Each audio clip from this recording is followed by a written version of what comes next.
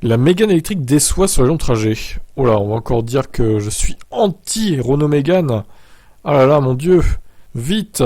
Les haters vont aller en commentaire. Ah, mais tu détestes la Renault Mégane. Tu arrêtes pas de la bâcher. Mais j'aime bien la Mégane, moi. Alors, je l'ai pas choisie parce qu'elle a pas le V2 ailes, mais honnêtement, ça aurait pu être une candidate. Hein. Pas la 40 kWh, par contre. Je maintiens ce que j'ai dit, ça reste de la merde, 40 kWh pour une voiture de ce prix. Mais bon, après, chacun fait comme il veut. Donc, c'est Björn Nyland, le fameux youtubeur norvégien. Il a fait un test sur 1000 km apparemment.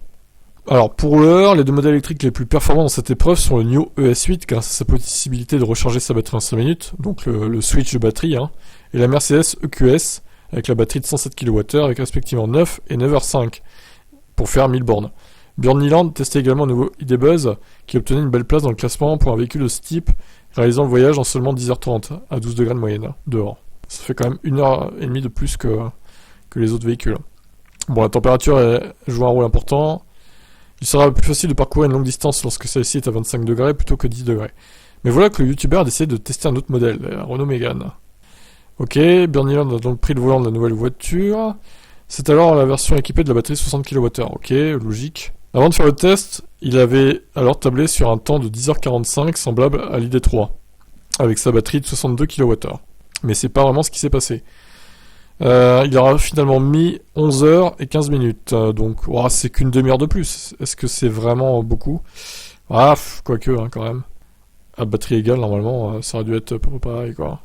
Température moyenne de 12 degrés, on est loin du temps réalisé par les Détroits, qui bénéficiait d'une météo plus clémente. À 14 degrés, ça... Honnêtement, 2 degrés, ça change pas grand-chose. Comme le précise Inside Divis, qui relaie la vidéo du spécialiste norvégien, la compacte a même mis plus de temps que la Nissan Ariya, qui a réalisé l'exercice en 11h05. À une température de 10 degrés avec une batterie de 66 kWh. Ok, alors c'est la recharge, je pense, qui a posé problème sur la Mégane, hein, clairement. Modèle 3 propulsion 10 heures.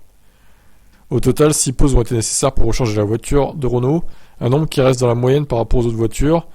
Testé 227 km ont été parcourus d'une seule traite au début, puis la distance moyenne entre chaque arrêt était d'environ 129 km. Autre déception, la consommation avec pas moins de 243 Wh par kilomètre, à une vitesse moyenne de 89 km/h, ce qui reste assez élevé pour un véhicule de ce gabarit.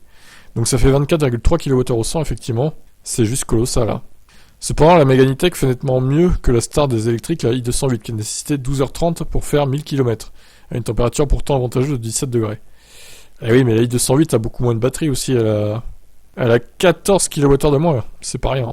14 kWh, ça fait presque 100 km, un peu moins vu qu'ils ont roulé vite, mais ça fait pas mal quand même. Donc pour l'heure, c'est la Honda E qui se place tout en bas du classement avec 16 heures pour réaliser l'exercice à 15 degrés de moyenne. La faute notamment à cette toute petite batterie. 16 heures, oh là là, l'enfer total quoi. En plus, elle se recharge qu'à 50 kW la Honda E. Bon alors j'imagine qu'il détaille dans sa vidéo pourquoi c'était long. J'imagine que aussi il a critiqué la vitesse de recharge. Alors c'est bien, hein, il communique sur 130 kW chez Renault. Sauf que le 130 kW, d'après ce que j'ai vu sur pas mal de vidéos dans différentes chaînes, tu le tiens genre 30 secondes en fait. Après ça descend tout de suite en dessous de 100. Donc c'est un peu une arnaque, hein, totalement, même. Ça descend autour de 90, voire 85 kW plus tard.